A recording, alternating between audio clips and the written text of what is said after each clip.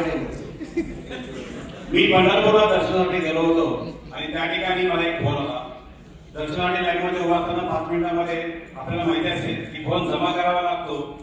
तर त्या 5 मिनिटांमध्ये माझ्या एका व्यक्तीशी बोलणं झालं, अजित सुर्वे नावाच्या.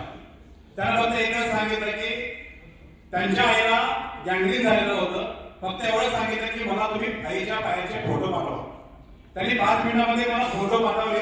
थोड्या वेळात मी माझा मोबाईल बंद केला, परंतु माझ्या लक्षात राहिलं नाही की त्यांना परत फोन करायचा आहे किंवा त्यांचाही मला फोन आला नाही.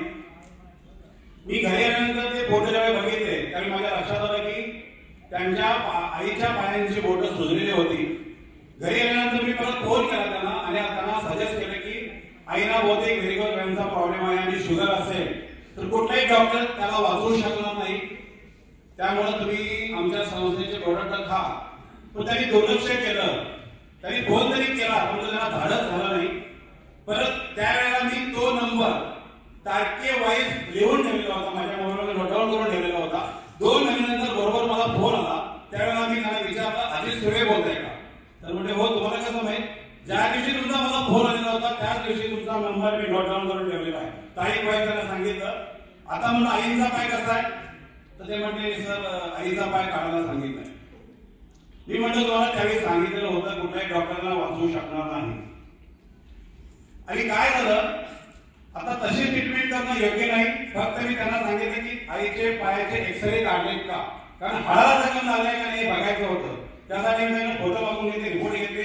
आमच्या शिक्षकांना मी ते फोटो दाखवले, रिपोर्ट दाखवले आणि त्यांनी सांगितलं की उपचाराला सुरुवात करा. त्यावेळेला त्यांना मी एवढं सांगितलं की ही ट्रीटमेंट तुम्हाला 8,000च्या आसपास पडेल. परंतु प्रॉब्लेम हा होता की ती व्यक्ती अडचणीत होती.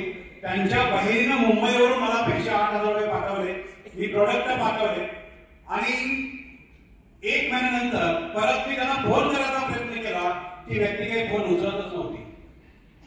म्हणजे मला नेमकं त्या व्यक्तीबद्दल विचारत होते की पाय कसा आहे, आपली ट्रीटमेंट योग्य पद्धतीने चालू आहे की नाही. त्यांनी अजिबात काही पाठीमागे रिस्पॉन्स दिला नाही. शेवटी ज्या व्यक्तीने मला पैसे पाठवलेले होते 1.5 महिना झाला होता, सर मी गुगल पे फोन पे वरती गेल्यानंतर त्यांचा नंबर टाकला आणि त्यांना फोन केला. तर त्यांनी फोन माझा उचलल्यानंतर पहिल्यांदा सांगितले की धन्यवाद सर, आभारी आहोत, माझ्या आईचा पाय 90% बरा झाला. परंतु या पायासाठी त्यांनी मुंबईमध्ये ट्रीटमेंट केलेली होती. त्या ट्रीटमेंटसाठी 2.25 लाख रुपये खर्च केले होते आणि 2.25 लाख रुपये खर्च करून सुद्धा डॉक्टरांनी शेवटी सांगितले की पाय काढायलाच पाहिजे. परंतु आपल्या समाज सोशल फाउंडेशनच्या काय होतं आपण त्याला आशीर्वादानं त्या 65 वर्षाच्या आजीबाईंचा पाय आपण वाचवू शकलो. आणि मला अभिमान आहे की मी अशा काही संस्थेचे काम करतोय. मी शिक्षक असून माझ्या जीवनाचं सार्थक होतंय याचाही मला अभिमान वाटतो. Thank you sir. धन्यवाद सर.